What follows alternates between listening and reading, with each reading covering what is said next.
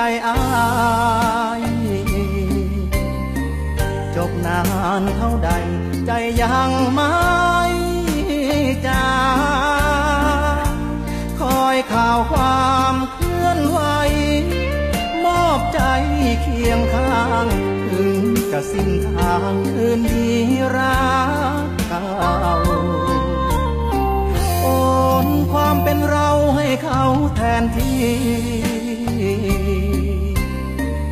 ส่งคำโชคดีที่เธอเลือกเขาที่อายยอมพ่ายแพ้เพราะแค่ใจเจ้าที่เอียงข้างเขามากเสมอขอให้เขารักเธอเหมือนดังที่เธอรักเขาให้คุ้มที่อายยอมเศร้าหลีกทางให้เขาครองเธอ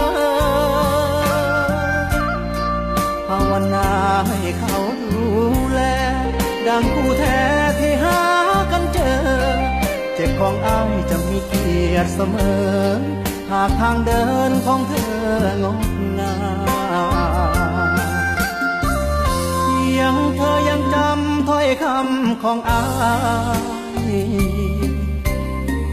หากมีทุกข์ใจเมื่อใดก็ตามถูกรังแกหรือแค่เหงาหรือเขามองข้ามแค่ส่งข้อความ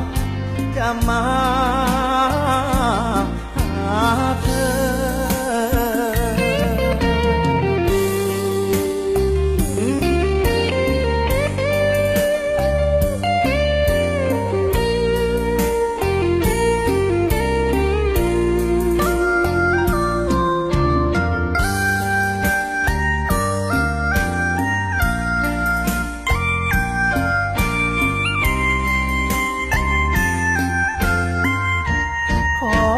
เขารักเธอเหมือนดังที่เธอรักเขาให้คุ้มที่อายยอมเศร้าหลีกทางให้เขาครองเธอภาวนาให้เขาดูแลดังคู่แท้ที่หากันเจอเจ็บของอายจะมีเกียรติเสมอหากทางเดินของเธองดงาม